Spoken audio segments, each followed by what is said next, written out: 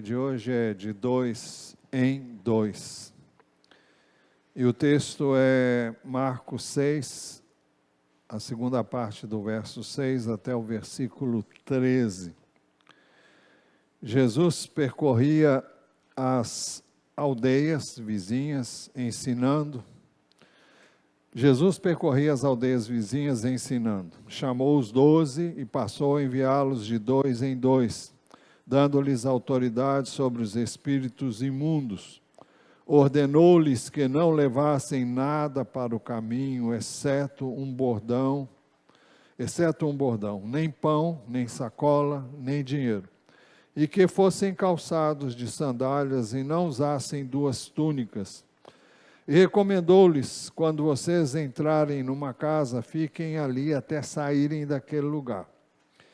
Se em algum lugar não quiserem recebê-los, nem ouvi-los, ao saírem dali, sacudam o pó dos pés em testemunho contra eles. Então, saindo eles, pregavam ao povo que se arrependesse. Expulsavam muitos demônios e curavam numerosos enfermos, ungindo-os com óleo. Muito bem. O texto começa dizendo: Jesus percorria as aldeias vizinhas ensinando. Vizinhas a que e aonde? No último texto que nós vimos, ele estava em Nazaré. Então, na continuidade, eram as aldeias vizinhas à cidade de Nazaré.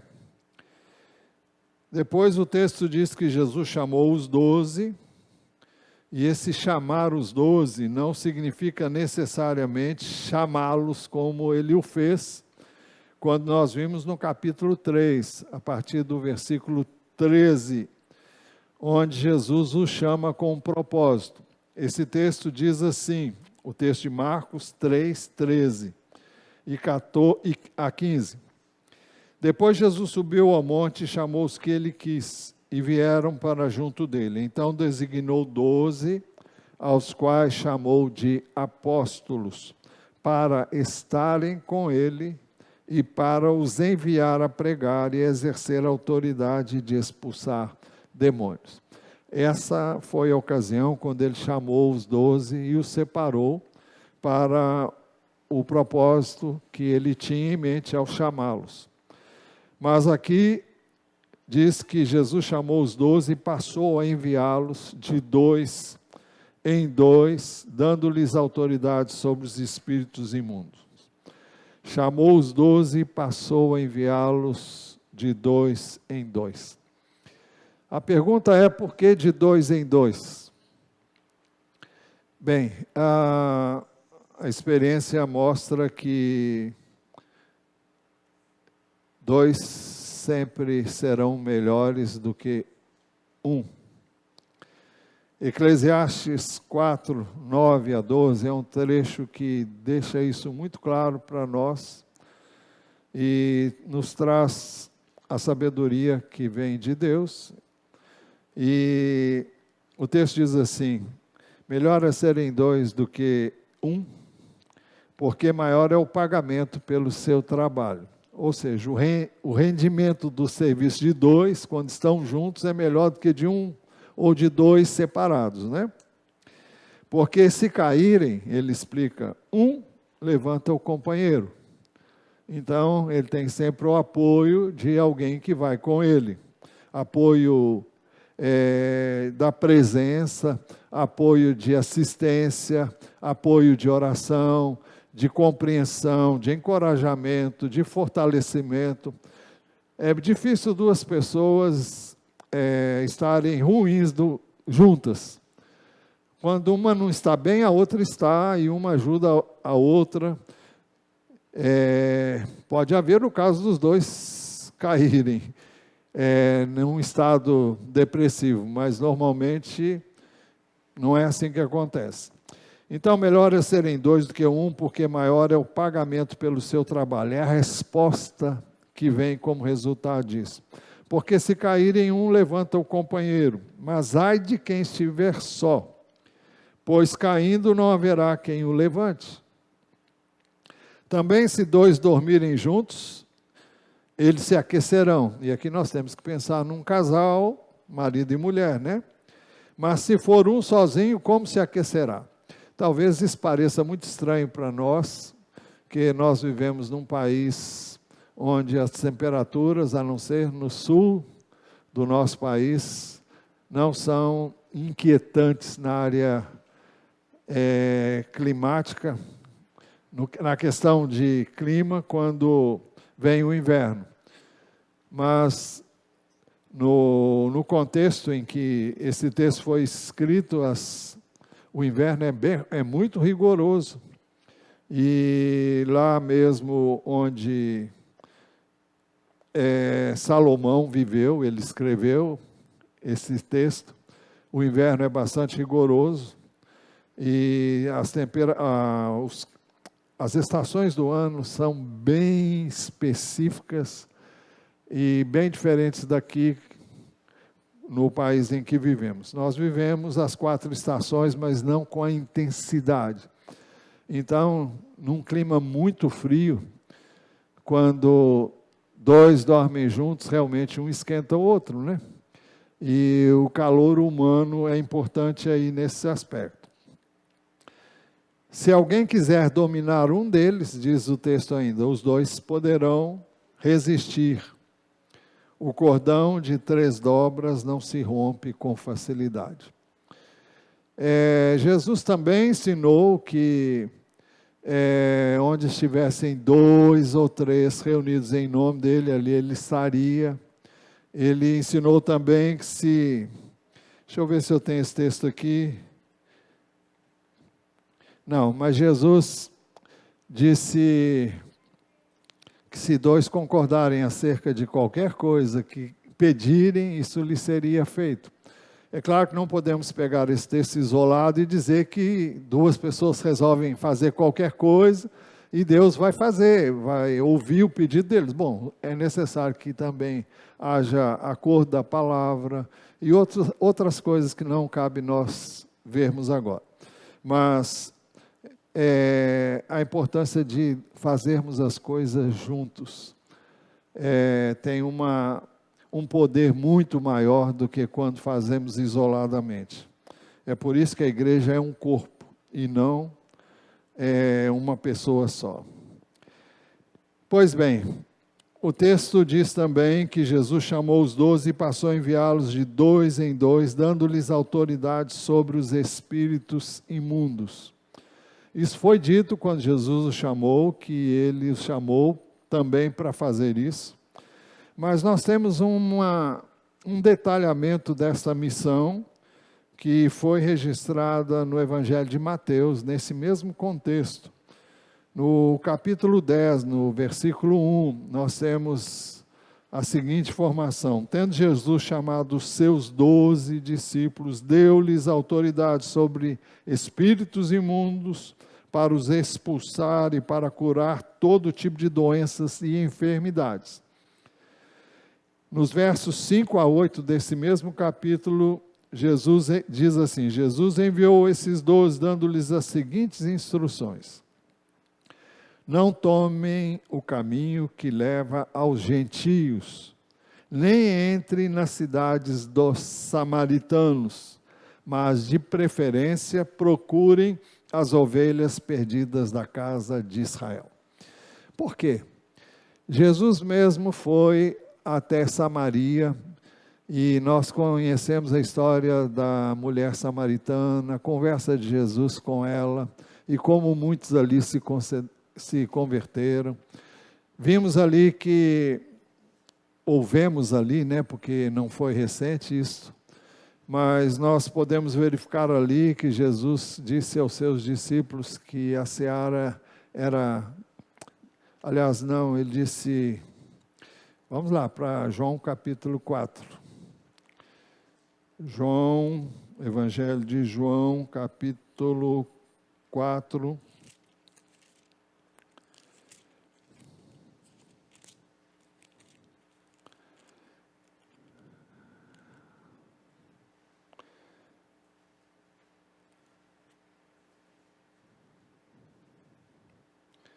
No versículo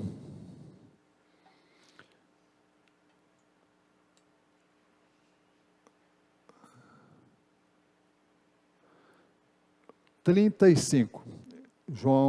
Evangelho de João, capítulo 4, verso 35.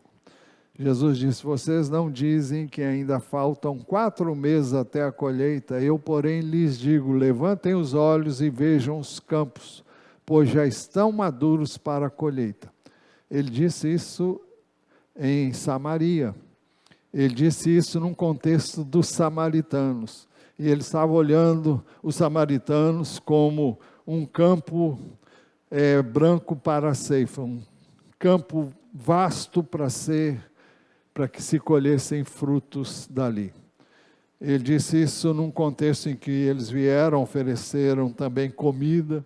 Ele disse: uma comida tenho para comer que vocês não conhecem. Versículo 34, deixe-me ver. A minha comida consiste em fazer a vontade daquele que me enviou e realizar a sua obra. E aí que ele disse: vocês não dizem que ainda faltam 4 meses até a colheita? Eu, porém, lhes digo: levantem os olhos e vejam os campos, pois já estão maduros para a colheita. Então, por que ele disse para que eles não fossem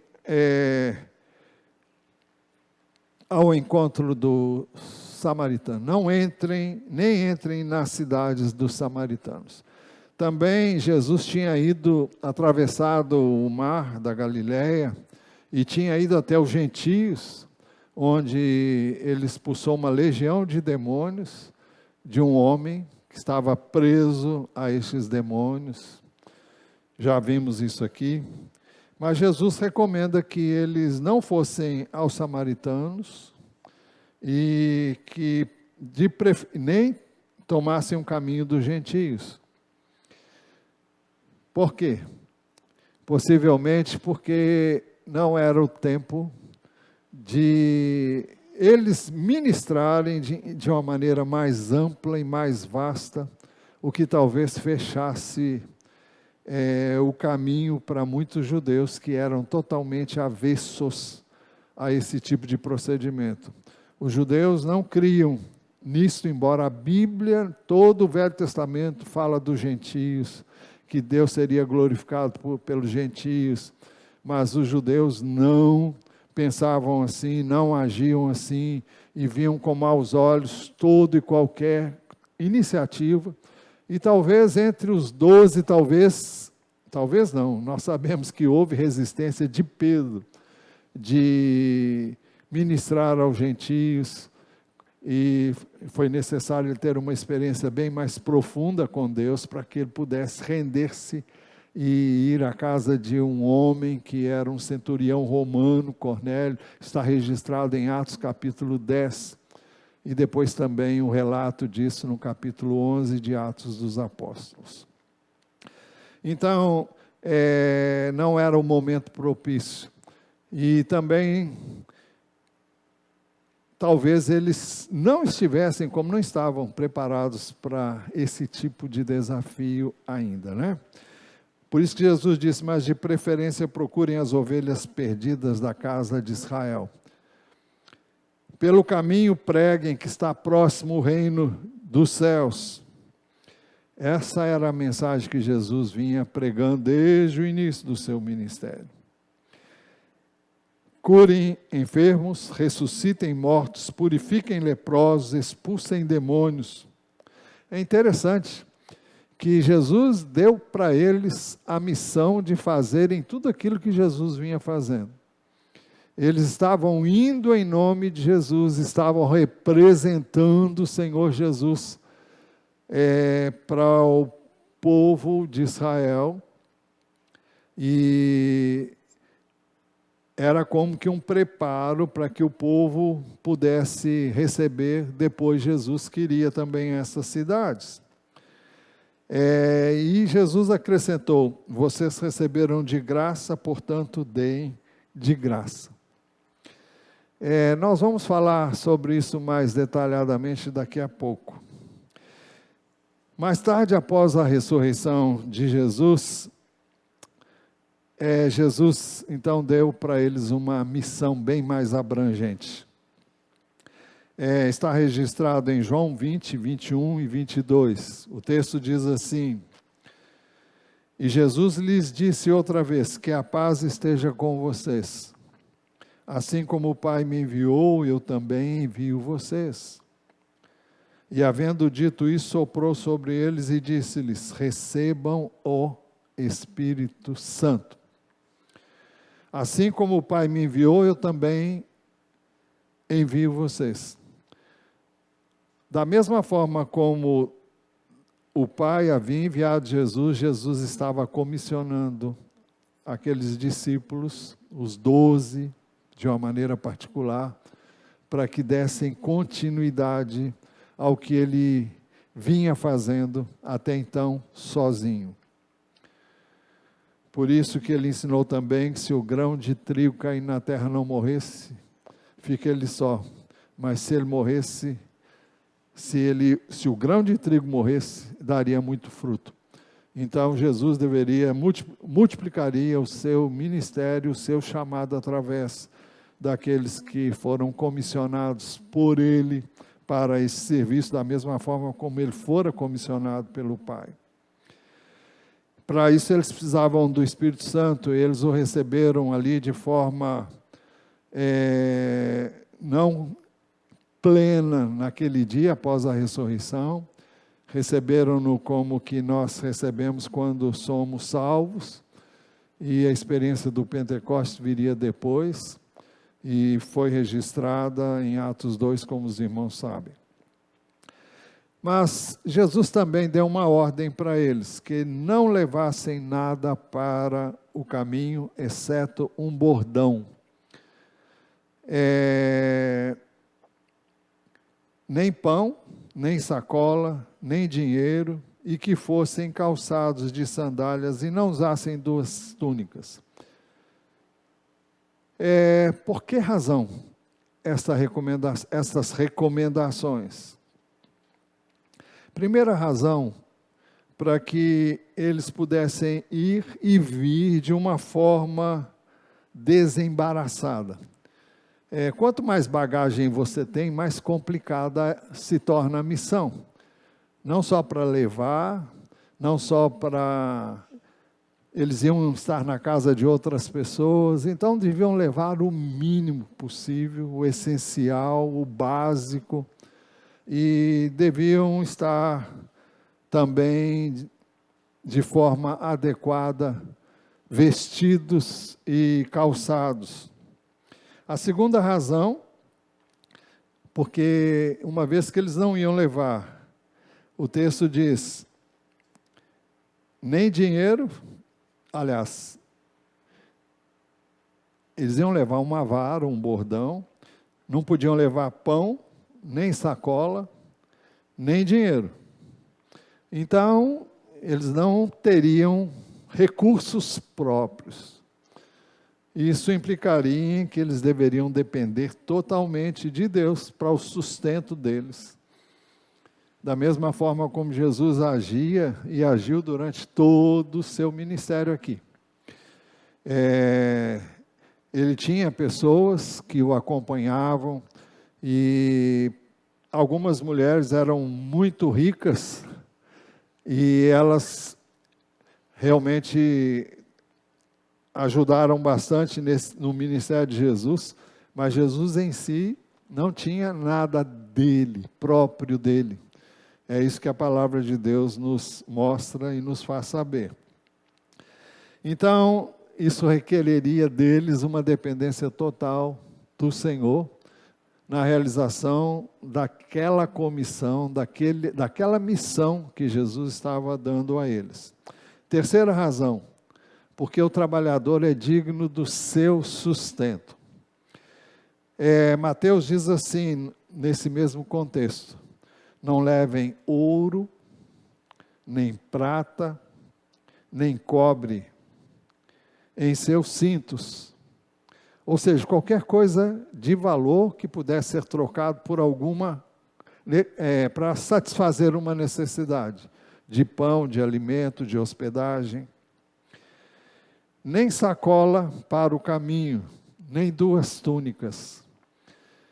As pessoas mais privilegiadas, afortunadas, tinham uma túnica interna e tinham outra externa, mas eles deviam ir com uma única túnica. Nem sandálias, nem bordão, porque o trabalhador é digno, nem duas túnicas, nem sandálias, ou seja, uma sandália só e não duas, nem bordão. E ele explica por quê? Porque o trabalhador é digno do seu alimento. Então, o que Jesus está ensinando é que onde eles fossem recebidos, eles deveriam ser sustentados. Quem os recebesse deveria sustentá-los. E mais tarde o apóstolo Paulo, escrevendo aos Coríntios, ele cita essa palavra do Senhor, dizendo em 1 Coríntios 9:14, assim também o Senhor ordenou aos que pregam o Evangelho que vivam do Evangelho. Agora, aqui que eu queria dar aquela explicação, porque nós vimos anteriormente que em Mateus 10, versículo 8, Jesus finaliza o verso 8, aliás, finaliza o que está registrado no verso 8 assim: vocês receberam de graça, portanto, deem de graça. O próprio apóstolo Paulo ensinou que, normalmente, quando ele ia pregar o Evangelho, ele pregava de graça, ainda que ele tivesse o direito de receber sustento. Mas não é coerente você pregar o Evangelho e passar sacolinha. Não é coerente você pregar um Evangelho que você recebeu gratuitamente e você cobrar para pregar esse Evangelho. E como é que faz então? Como é que o Paulo, o Mussi e a Cláudia vão ser sustentados lá onde eles estão? Como é que o pastor Fernando Barbosa, José Fernando Barbosa, lá no Peru, vai ser sustentado com a sua esposa e a sua família? É preciso que outros sustentem-nos, enquanto eles vão e pregam de graça. É uma coisa totalmente diferente aqueles que vão e pregam o Evangelho. É por isso que o Evangelho tem que ser pregado, de preferência, fora da igreja, e não na igreja. Mas nada impede que você traga pessoas para ouvirem a palavra de Deus. E elas vão ouvir a palavra, e no momento em que elas entenderem que devem dar, elas darão. Mas para receber Jesus não se cobra nada.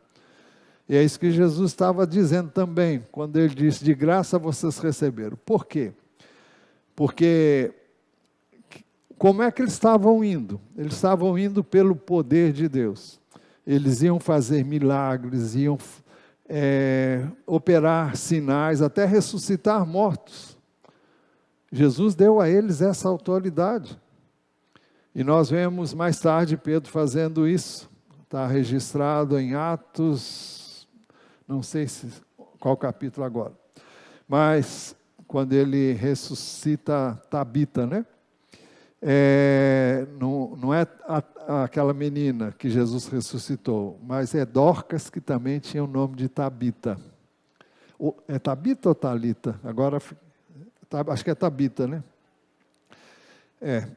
Pois bem, eles haviam recebido isso de Deus. Quando a gente recebe um dom de Deus, então, da mesma forma como eles estavam recebendo, eles tinham que dar. Então, Jesus os comissionou, os enviou e os designou para irem e fazerem e transmitirem de graça a palavra de Deus. Mas eles deveriam ser sustentados como?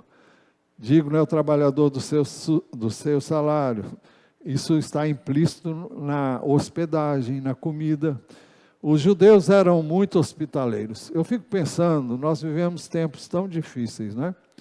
É difícil você hospedar uma pessoa que você nunca viu, não conhece, mas era o costume da época. Eu não sei se as coisas mudaram tanto assim, mas os judeus, no tempo de Jesus, recebiam uns aos outros nas suas casas. E nós vemos isso tanto no Velho Testamento como no Novo. Pensar nisso hoje, para uma pessoa estranha, é uma coisa muito complexa, e eu não quero nem entrar em detalhes aqui. Mas é o que Jesus ensinou e é o que era feito. Nós vamos ver isso já em pormenores. O apóstolo Paulo, escrevendo para Timóteo, ele disse assim, agora falando de pastores aqui chamados de presbíteros, existem 3 termos para o exercício do ministério pastoral. Uma é bispo, a outra são os presbíteros, e a outra são pastores mesmo. Normalmente não é mencionado o termo pastores, mas aqueles que pastoreiam. Mas aqui diz assim, devem ser considerados merecedores de pagamento em dobro os presbíteros que presidem bem, especialmente os que se esforçam na pregação da palavra e do ensino. Aqui não está falando de evangelistas e de missionários, mas de obreiros na igreja local. Pois a Escritura declara, não amordace o boi quando ele pisa o trigo, e ainda o trabalhador é digno do seu salário. Mas Jesus recomendou também, quando vocês entrarem numa casa, fiquem ali até saírem daquele lugar.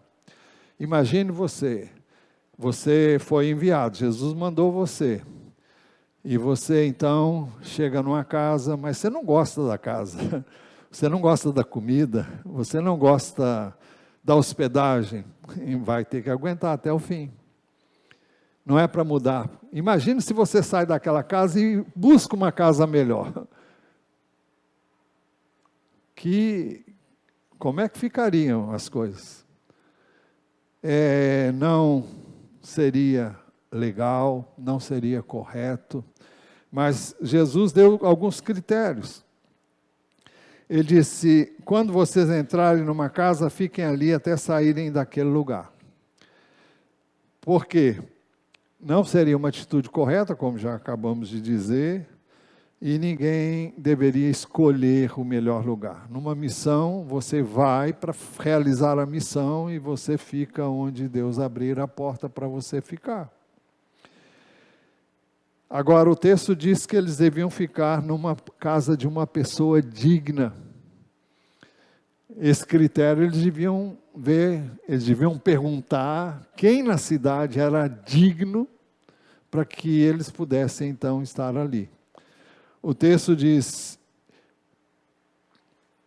em qualquer cidade, versículo 11. Jesus disse mais, se em algum lugar não quiser, não é isso, não é aqui. É um texto que não está aí. É Mateus capítulo 10, versículo 11.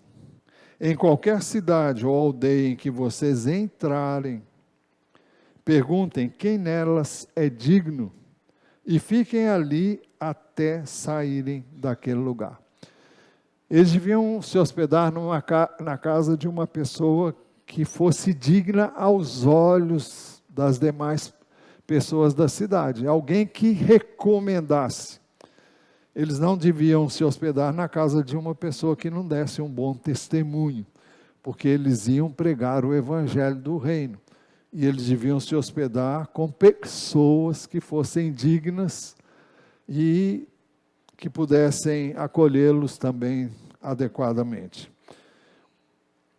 Jesus disse mais, se em algum lugar não quiserem recebê-los, nem ouvi-los, ao saírem dali, sacudam o pó dos pés em testemunho contra eles. Parece estranha essa colocação, mas vamos entender isso melhor.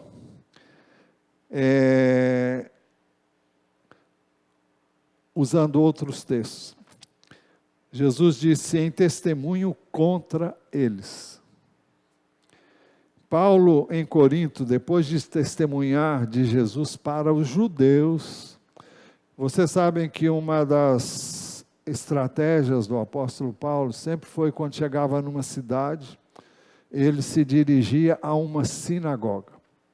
O que era uma sinagoga? Uma sinagoga era um tipo de igreja, como nós conhecemos hoje, uma igreja local, e em muitas cidades, e quase todas as cidades, havia uma sinagoga, é onde o povo se reunia quando não estava em Jerusalém, para as festas especiais.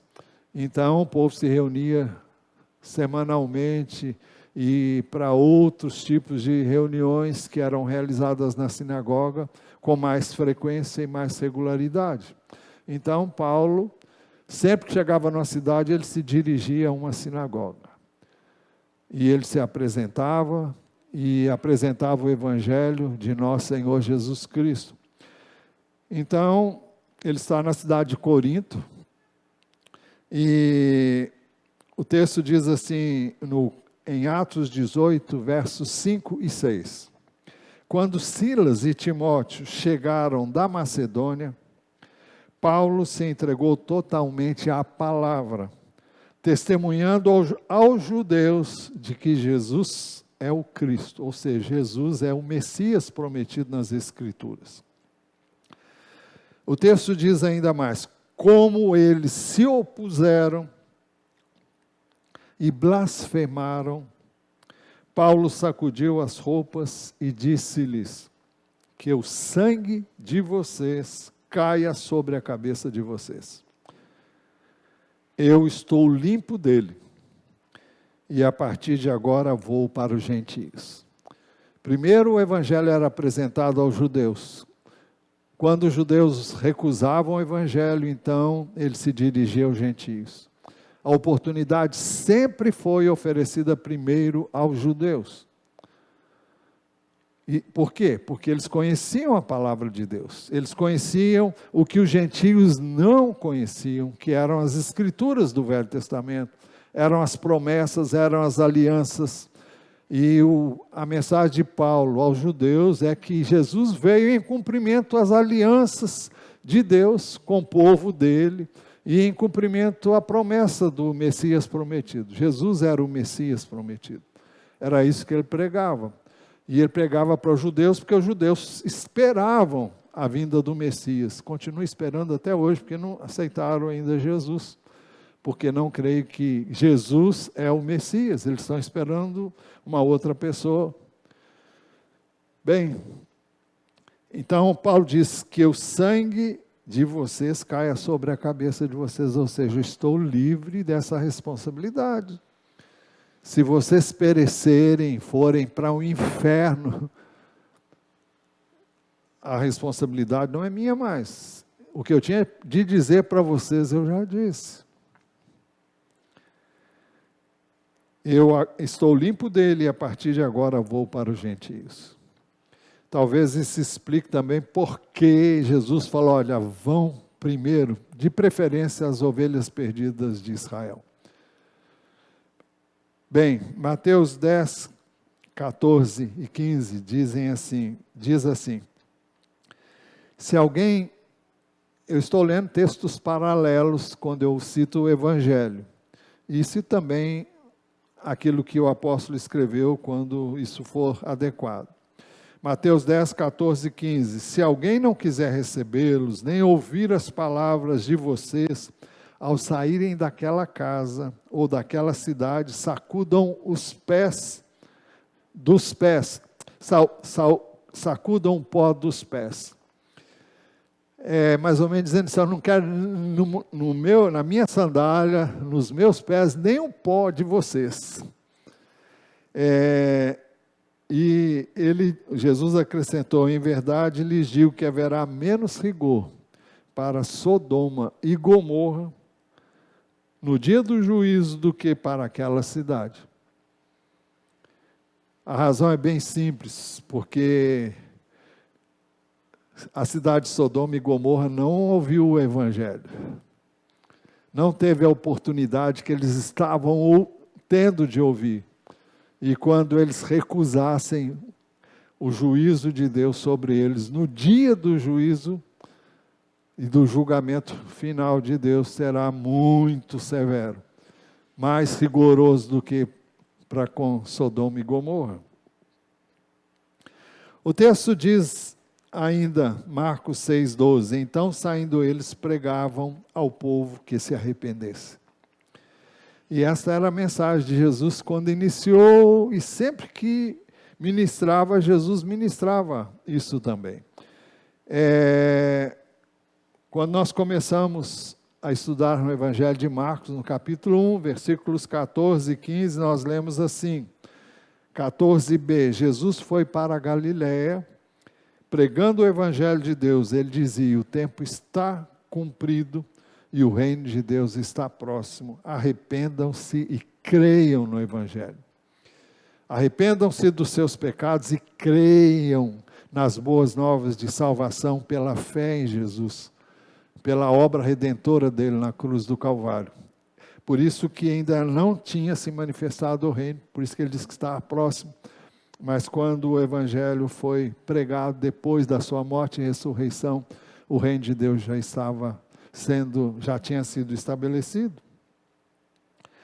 O texto diz, então saindo eles pregavam ao povo que se arrependesse, expulsavam muitos demônios e curavam numerosos enfermos, ungindo-os com óleo. Ungindo-os com óleo. Nós só encontramos essa orientação aqui, aliás, não é nem uma orientação, é uma prática que foi realizada durante essa missão que Jesus deu para eles fizeram assim. E ela é também registrada em Tiago 5,14. Alguém de vocês está doente? Chame os presbíteros da igreja e estes façam oração sobre ele, ungindo com óleo em nome do Senhor. O óleo aqui não é outra coisa senão um azeite, não é?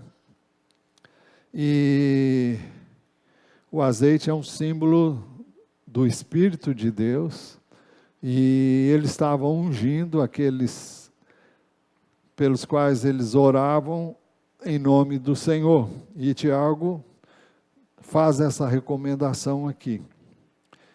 Embora isso seja mencionado em Marcos 6,13 e Tiago 5,14, não se constituiu numa prática generalizada pela igreja no contexto de Atos dos Apóstolos e nem em nenhuma ministração que nós observamos em todo o Novo Testamento, a não ser essas duas recomendações aqui.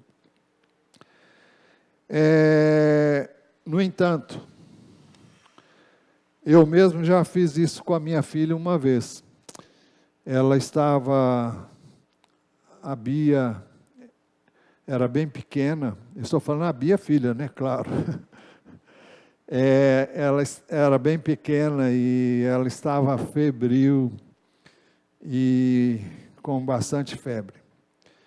E eu senti no coração o desejo de ungí-la com óleo, com azeite, mas não tinha azeite na minha casa. E eu procurei por todo lado lá e não achei. Então achei um creme, um cosmético. Eu falei, eu vou usar isso aqui mesmo. E passei o cosmético na testa dela, orei, e ela ficou boa na hora.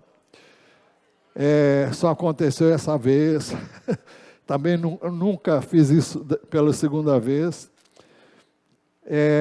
Meu pai, eu já contei aqui para vocês, talvez vocês se lembrem, eu era criança, não sei que idade eu tinha, e ele disse que certa ocasião eu estava ardendo em febre e que chovia torrencialmente. Ele não tinha dinheiro para chamar um táxi e me levar para o hospital.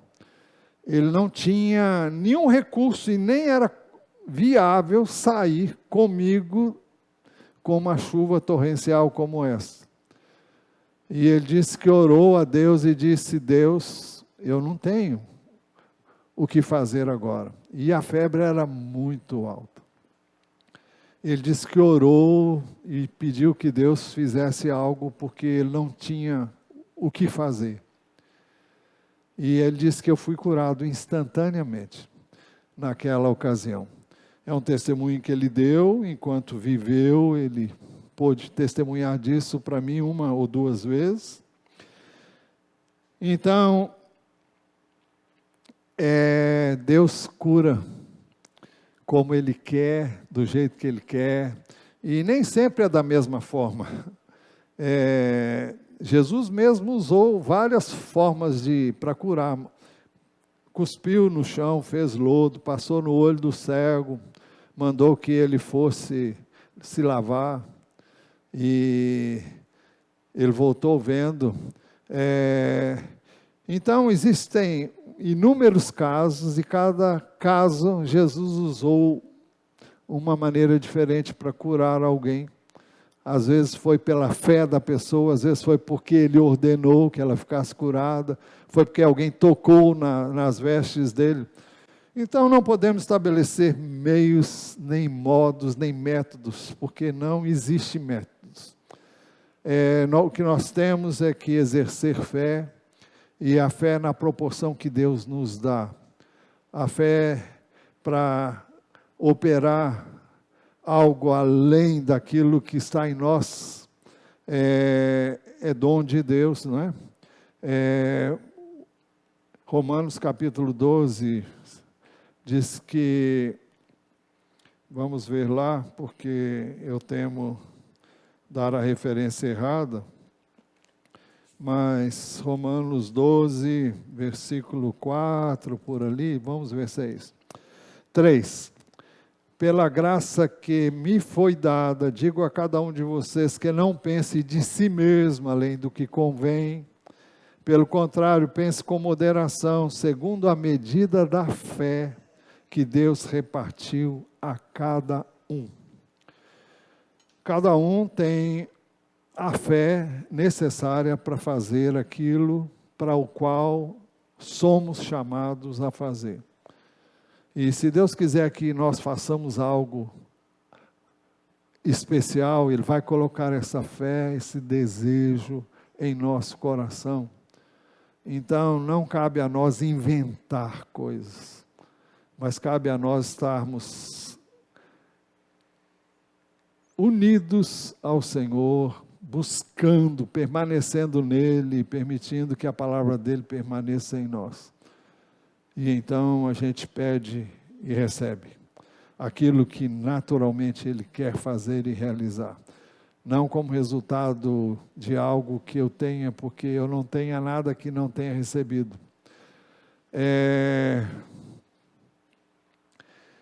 Existe um texto e agora não estou me lembrando da referência, mas o texto diz mais ou menos assim: o que é que você tem, o que você tem que não tenha recebido, e se o recebeu, por que se gloria como se não o tivesse recebido?